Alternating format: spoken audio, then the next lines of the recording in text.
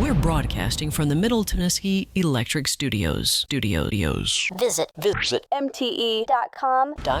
Middle Tennessee Electric, serving to make life better since 1936. This is the WGNS Action Line. Talking with Rutherford County newsmakers since 1947. This is the WGNS Action Line. Now your host, Scott Walker. This morning, we'll be talking a little bit about a special event, Alzheimer's Awareness Community Day at Stones River Manor, right here in Murfreesboro. And in studio today, we have Thomas Stevenson and Shanya Walden. And how are both of y'all doing today? Wonderful. You? I'm good. Doing great. Start out by telling us a little bit about what you do day in and day out. I work in human resources at Stones River Manor, so I work with a lot of the employee-based clientele. I am over our Assured Care Center. That's what we call the memory care area at Stones River Manor. What is coming up at Stones River Manor? And I know it's going to be Friday, August 21st, but what is this event? We are very aware of the people that we take care of with Alzheimer's and the family needs, and so we decided to create a day for education. We will have a virtual dementia tour. It shows a little more awareness of what people with Alzheimer's and dementia go through on a daily basis. We also have a compassion area where you can kind of relate to who all is taken care of with family members, employees that are taking care of the residents. We'll have tours set up throughout the day, and we'll also have an educational area in our Life Enrichment Center that will have vendors set up with different services that they provide. So that virtual tour of kind of learning more about Alzheimer's or dementia and getting a grasp on, I guess, what your loved one may be going through, how do you do that? One of the things we're fortunate to do at Stones River Manor is every new hire who comes in, whether you're working with me in the memory care or whether you're working at the front desk or in the kitchen, you go through that virtual dementia tour. And I don't want to give too much away because if you experience it, it's a very powerful experience and it's meant to be. It involves a pre and post briefing where you talk about what you went through, and then there's an actual section where you put on different things and go into a room and you have to complete tasks. The biggest part of it is the debrief where you get to explain what it is you just went through and how that relates to what people are going through right now as we speak every day. That's interesting because I know a lot of people out there, they really don't have an understanding of it. Even if they have a loved one, maybe recently been diagnosed with Alzheimer's or dementia, it's hard to really grasp what they may be going through.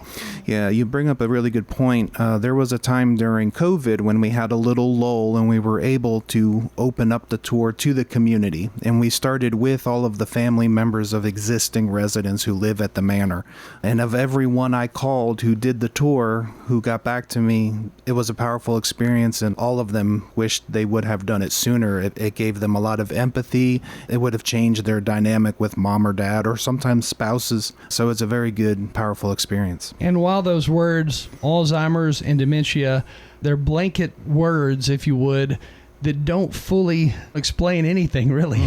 But each case can be slightly different, and that, I'm sure, makes it even more confusing for family members who are in that process of learning, what do we do with mom? What do we do with dad? Or whoever it may be.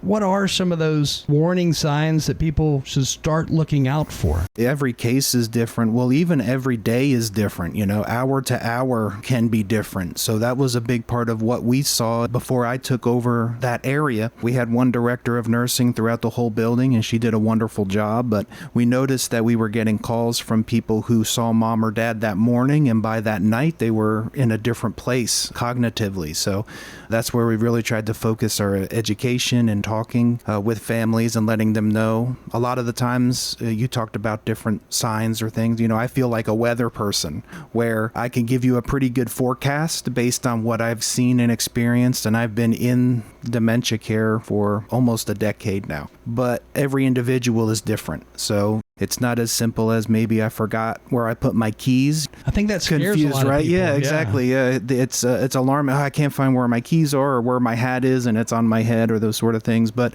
hopefully, a lot of the things we're going to offer at the Awareness Day will help answer those questions about what's normal forgetfulness and what are some of the things you need to start talking with your doctor about. Well, a lot of people hear Alzheimer's, dementia, and they instantly assume, oh, I'm getting a little older and I forgot X, Y, Z, or I misplaced this. It's easy to get in that mindset of, oh no, I've got the first stage of whatever going on. That scares people. And the reality of it is, we're all very busy in this day and age. And, between checking our phone for emails and texts to going to work, it's easy to forget stuff. But that being said, there is a big difference with just forgetting stuff and actually having Alzheimer's or dementia. It's not just forgetfulness. Oh, absolutely. Well, dementia is really a blanket term for symptoms you'll be seeing based on something. So Alzheimer's is an actual atrophy and effect to the brain, which produces these dementia symptoms of what we commonly think of, forgetfulness, people looking for spouses or children, those sort of things. But all of that, whether it's a vascular type of dementia, some people will see after a stroke will have that, and that will produce those symptoms of dementia. So it really depends on what's going on and what part of your brain is affected. One of the tips I heard from neurologists before was always try to learn new things. So if you're being a little forgetful and you try to learn a new task you've never done, whether it's making a new recipe, if you've never cooked and you just can't follow the steps, that's a good sign that maybe it's time to talk to a doctor. The way you just described that, it's almost like somebody who, let's say they've got a hearing problem that they haven't gotten diagnosed yet. When you have that, you may hear certain sounds better than you hear other sounds, or you may catch some words, you miss other words. Because of that, you're not able to follow instructions that somebody may be verbally giving you because you're only hearing certain pieces of it. But it sounds like that's one thing to look out for, if you're only able to follow certain steps of like you said, a recipe as an example.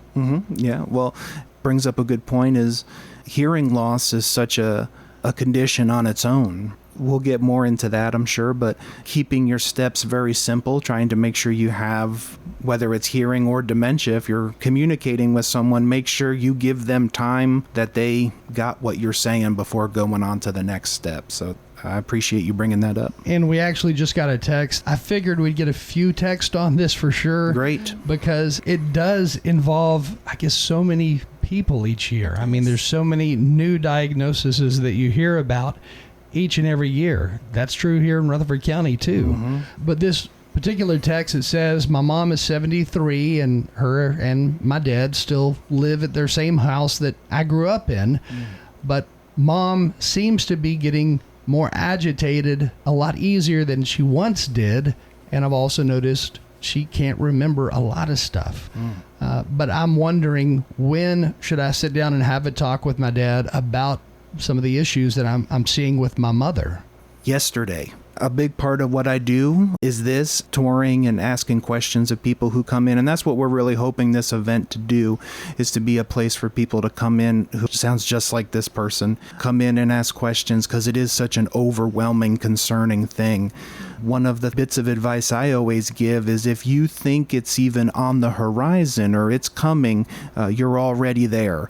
The sooner you can make changes to mom or dad's routine, the sooner, the better, rather, they have an ability to adjust to something new. So this person mentioned they've been in that home for, I imagine, a long time.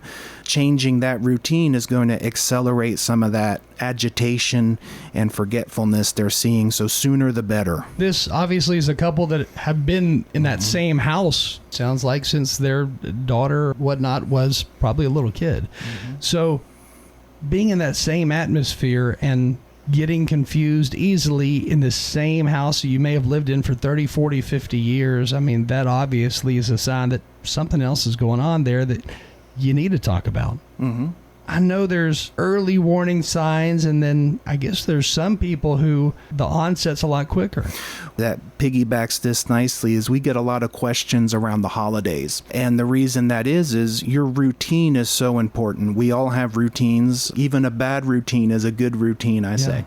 You get very accustomed to your environment. And if she's been in that environment for a long time, she can make it work for a long time. So during the holiday, if you call mom or dad, they might be able to have a pretty good conversation with you. They know to ask about your children and your spouse and all of the things we've learned to do from a young age.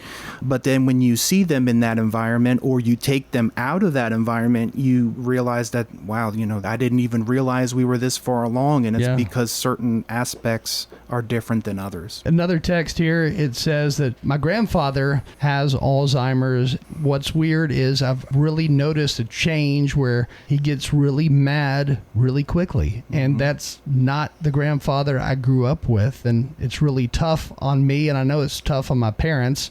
What should I do, first of all, as a grandchild, and what should I talk to my parents about? So I guess they're asking, this is obviously her parents, one of their parents, and sounds like there's a lot going on there. Oh, there always is. That's really where the dementia tour is helpful, because it gives you an opportunity to see where that agitation might be coming from.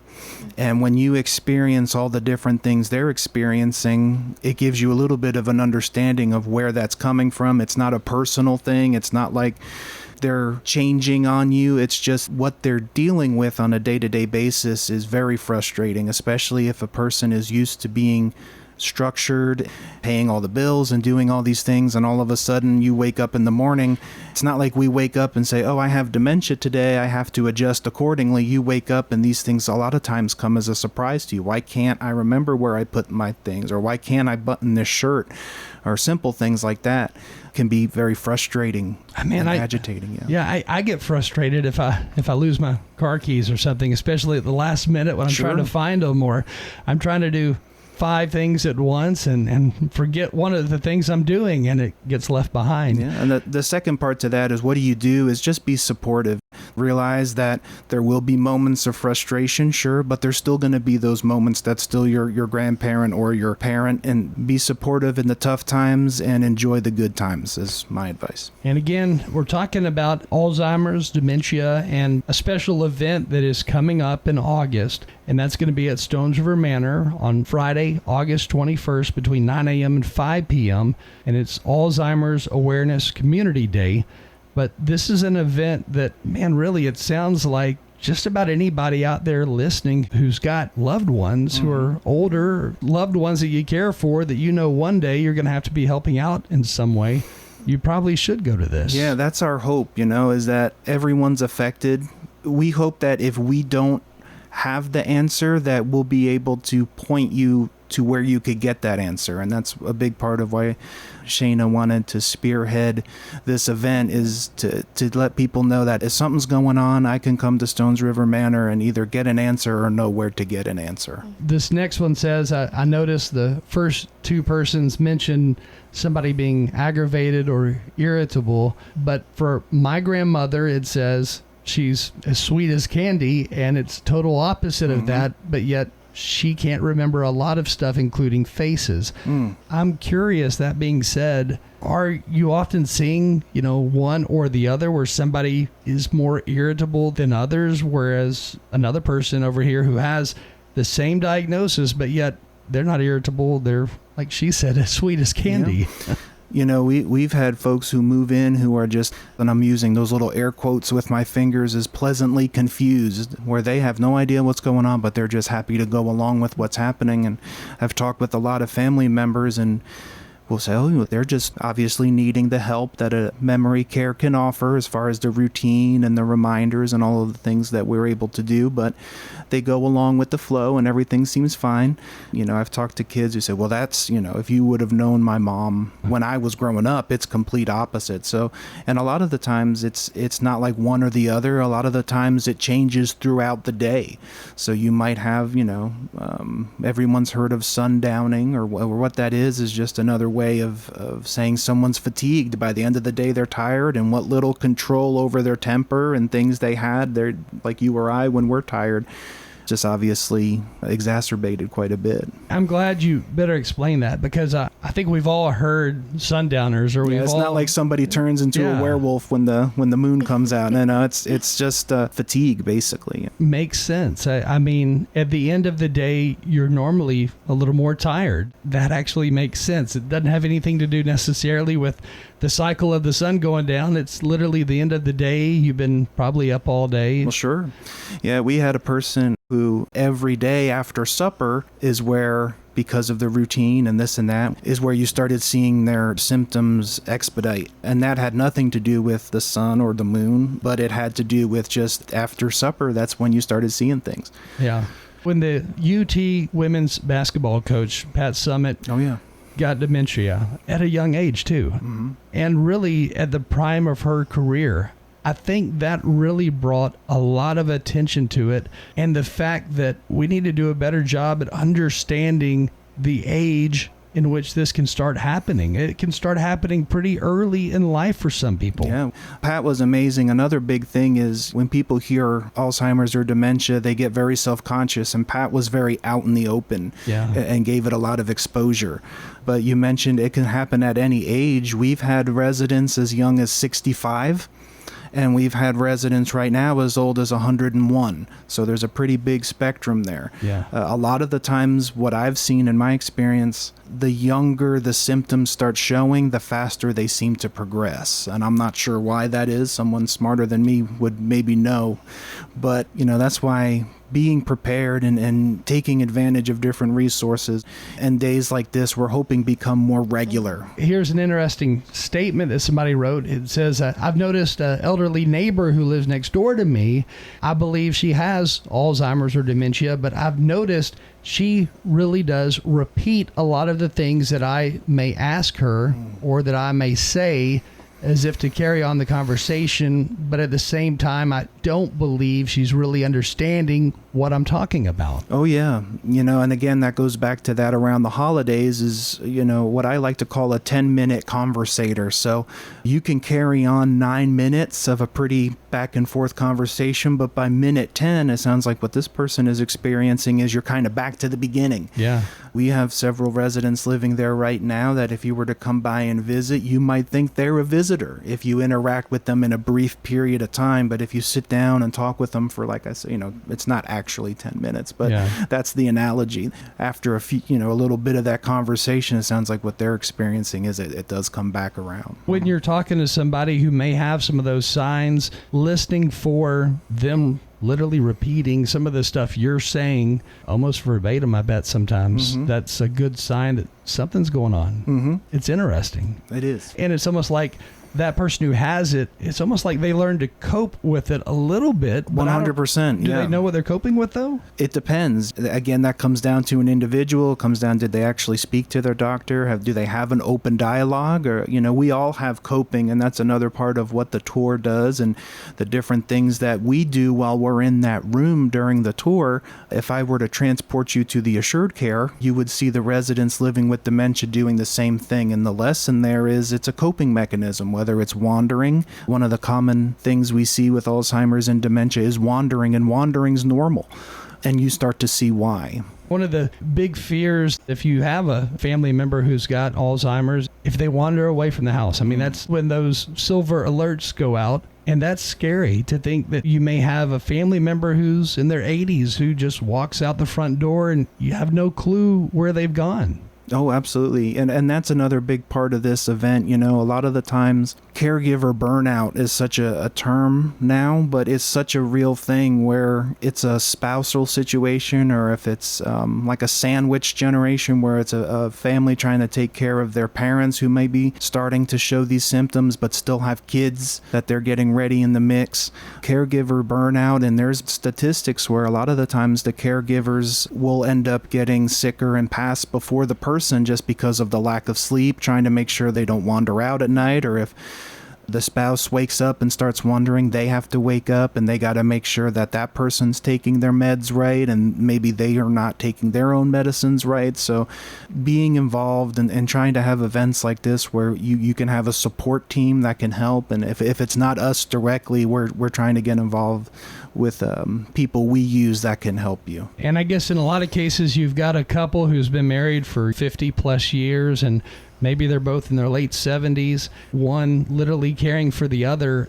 And that caregiver burnout, I could see where that could easily happen, especially if you're both in that age range and you're literally doing everything from preparing the meals to making sure that if they need an ice pack for something. I mean, you're literally doing everything. Yeah, from a functioning standpoint, they can function as well as, a toddler or have the same needs a toddler needs. However, that's a toddler with a whole life's worth of experience behind it.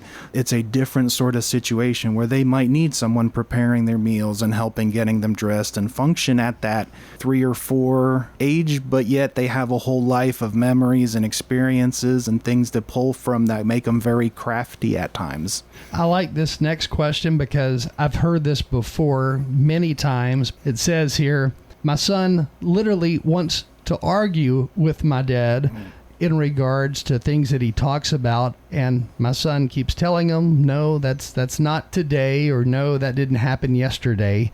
But yet I can see how this hurts my father. I can see it in his eyes. How do I go about better explaining this to my son who's 19 and probably really doesn't understand it?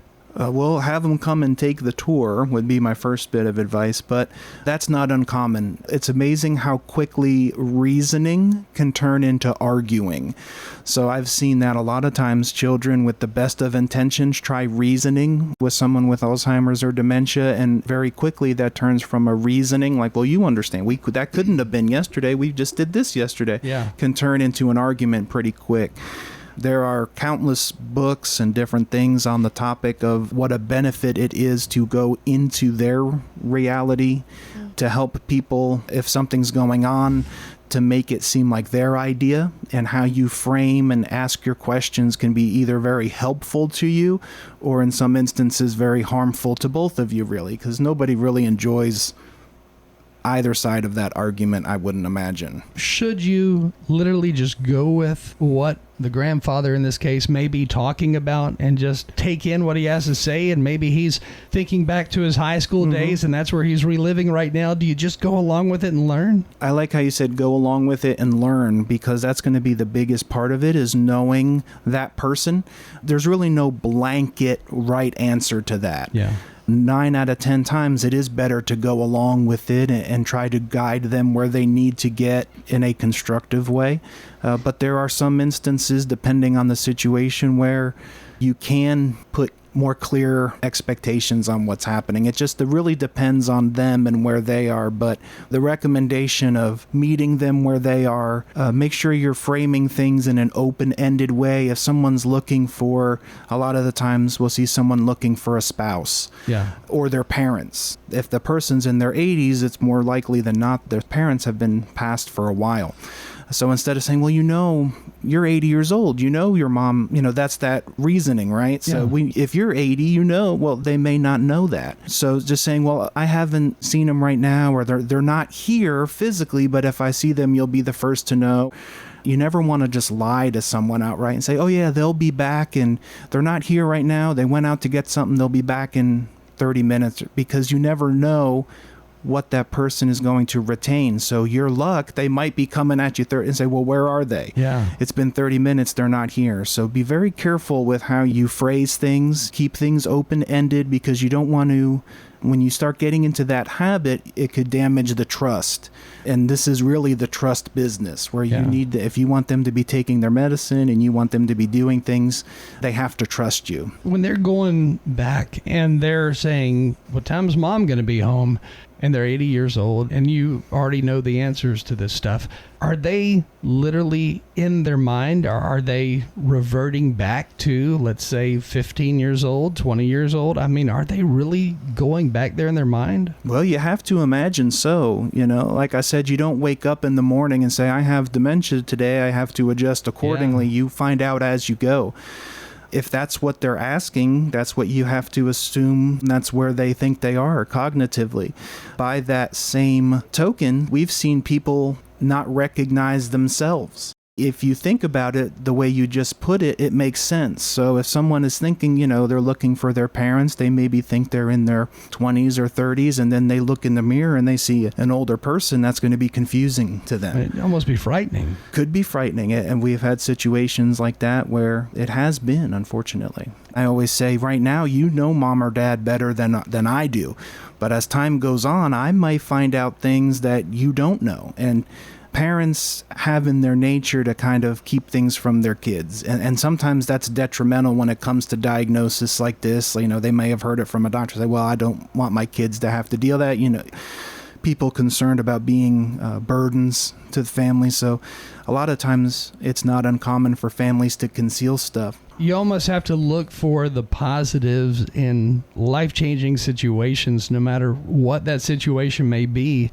In these cases, I could see where you could find some positives in there, but really just listening and learning about whatever it is they're remembering from 50, 60 years ago, maybe way before you were ever born, and just take it in. Yeah, there's a couple things there for sure. It's going to change the relationship because, like you said, they may not recognize you as their child anymore, which is devastating. But they still might recognize you as a trusted person that you can share moments with. And there will be good ones, and there will be unfortunate ones as well. But enjoying them when they're good, a lot of times that's challenging for a child or a spouse to do, to realize, well, we can still have a relationship and still have moments. They're just going to be different. We've got an interesting question, but we need to take a quick break. We'll come back and we'll get to your question. Again, with us today, Stones River Manor, talking more about Alzheimer's Awareness Community Day that's coming up on August 21st between 9 a.m. and 5 p.m. And that's going to be at Stones River Manor, and that is open to the public and free to attend. At Middle Tennessee Electric, we see the lines that link us all, illuminating our neighborhoods, empowering our businesses, and helping us to recharge. Because we believe in the power of good energy. Whether it comes from our grids, the sun, or a kind heart. And as your family and our region continue to grow, you can trust that we'll always be there for you. Middle Tennessee Electric, bringing good energy. Need a new set of tires? Head to Tire World, where you can buy now, pay later. Ask your Tire World experts in Murfreesboro, Smyrna, and Laverne about their financing options. Tire World, we keep your family rolling. Get the Bridgestone affiliated retailer credit card. Hey Jim, where'd you source out those maters from? Right out of my field. The Rutherford County Farmers Market is located at 315 John R. Rice Boulevard. Open Friday 8 to noon, Tuesday 7 to noon or 2 to 7. No middlemen, just local hands and local dirt. Talking with Rutherford County newsmakers about what matters most to you. This is the WGNS Action Line with Scott Walker.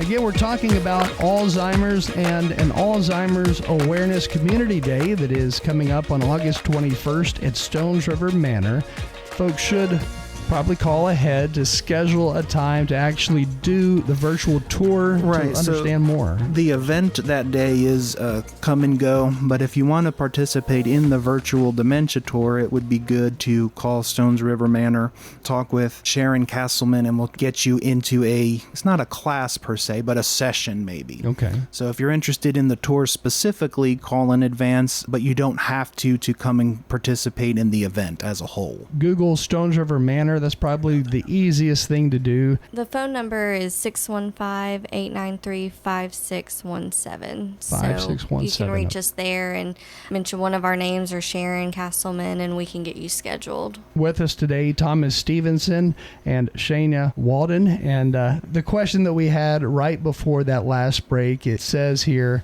my father constantly calls me by my older brother's name every time I see him, and he doesn't grasp who I am, but my older brother died over 20 years ago.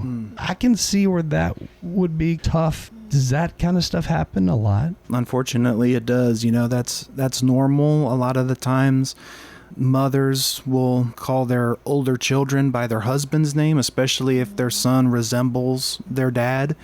So it's very hard. Everyone copes with that differently. I wanted to piggyback that last point is, you might have to change that relationship, unfortunately, but there can still be a very valuable relationship there. And never let yourself get too discouraged, because I have seen this called moments of clarity, where folks who have, and I don't want to go down a rabbit hole, but if English isn't your first language, we've had folks revert back to their first language. So, I've had folks, they couldn't tell you what they had for breakfast, and they had reverted back, but come up to me in a moment of clarity in perfect English when my son was about to be born and congratulate me and say, congratulations, enjoy your time away, and then within a few moments be back to the wandering and the confusion. So again, there will be good moments there, and it's tough, but if you tough it out, it's definitely worth it. I mean, there's so many ups and downs to this. I mean, every single day it sounds like you were saying, is a different day. Yeah, and it's easy to focus on the downs, right? It's easy to focus on the hard parts of it, but there are a lot of really good parts to it as well. There's a lot of things that maybe you don't want to remember. They're the painful things that, if you're around people who can support you and point you in the right direction, there can be a lot of upsides and joy in there as well. Again, it sounds like one of the important things to do, not argue with that loved one and just kind of roll with whatever they're talking about at the time, and chances are good it'll be a different conversation in a few minutes. Yes. Try to learn from it, maybe. Can you ask, is that okay if they're talking about something from the 50s? Is it all right to ask questions and say, I would encourage it. Yeah. What about the old diner that was down the street? I'd encourage it. That you might turn into having a very pleasant conversation, but especially from a caregiver perspective, that's one thing we wanted to do this event for. If you're even thinking about getting into senior care in any way, getting practiced at listening to people is going to help build that trust. I have a name tag, and the residents I work with see me almost every day of the week. They may not know who I am, but they know that they know me.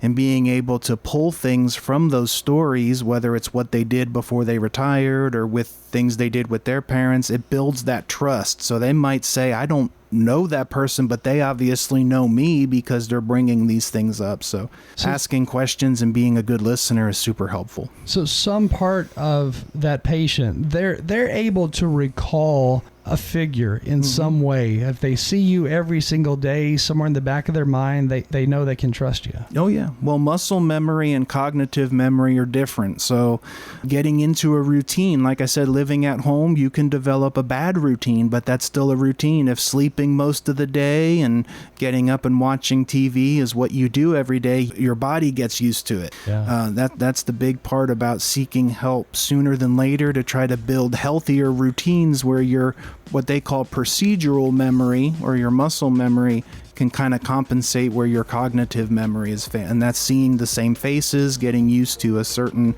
schedule throughout the day that could be more helpful. Those are great things that I would encourage anybody, even if you're living at home, starting to try to get into. Already out of time, but we appreciate you joining us this morning. Once more, the Alzheimer's Awareness Community Day coming up Friday, August 21st between 9 a.m. and 5 p.m. As always, you can call Stones River Manor to get more details, but we appreciate y'all joining us today.